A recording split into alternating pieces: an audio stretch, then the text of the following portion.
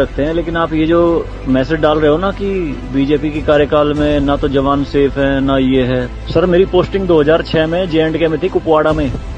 वहां पे बॉर्डर पे एक रूल था, no first fire no more then 11 NM, यानी कि जब तक पाकिस्तान की तरफ से एक भी फायर नहीं आ जाता तुम कोई फायर नहीं करोगे।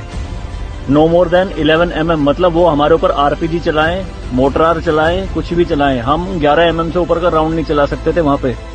मेरे हाथ पे ओम गुदा हुआ है।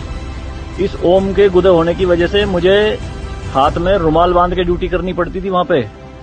अगर उनको ओम दिख गया ना तो छोटे छोटे बच्चे पत्थर मारना शुरू कर देते थे। और सर श्रीनगर के लाल चौक पे 26 जनवरी के दिन बहुत बड़ा तिरंगा बिछा के जिंदी गाय काटी थी, जिंदी, और जिंदी की खाल उतारी थी सबके सामने, पूरी सेना के सामने यूनिट खड़ी थी वहां पे पूरी, और चक्कू लहरा के खूब बोलते थे, क्यों भाई हिंदुस्तानी कुत्तों, तुम्हारी माँ है ना ये, देखो क्या हाल करेंगे इसका हम। भाई कुछ नहीं उखाड़ सकते थे उनका। क्यों? क्योंकि सेंट्रल में गवर्नमेंट गंडवी थी, नपुंसक गवर्नमेंट थी।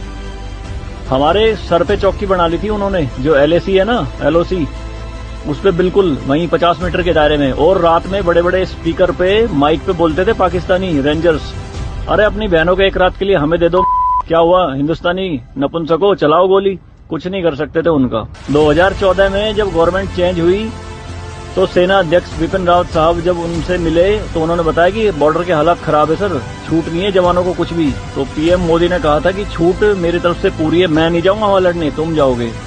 आज की डेट में आप मुझे एक भी चौकी बता दो अगर वहां ढूंढने से मिल जाए। दूरबीन लगा के देखनी पड़ती है, पहाड़ों में, वो भी बंकरों में अंदर, सारी लगा दी उन्होंने तोप उड़ा के। शांति काल में आप 155 MM की बोफोर्स टाइप की तोप नहीं चला सकते, यूएनओ का रूल है। लेकिन 2014 में ये बोफोर्स भी चली J&K में पाकिस्तान की तरफ चौकी उड़ाने के लिए। तो सर ये मत कहिए कि बीजेपी के कार्यकाल में जवान मर रहे हैं, ये हो रहा है। सर सेना के जो हाथ खुले हैं ना वो बीजेपी के कार्यकाल में ही खुले हैं। मैं इसका जीता जागता प्रत्यक्ष आपके सामने बैठा।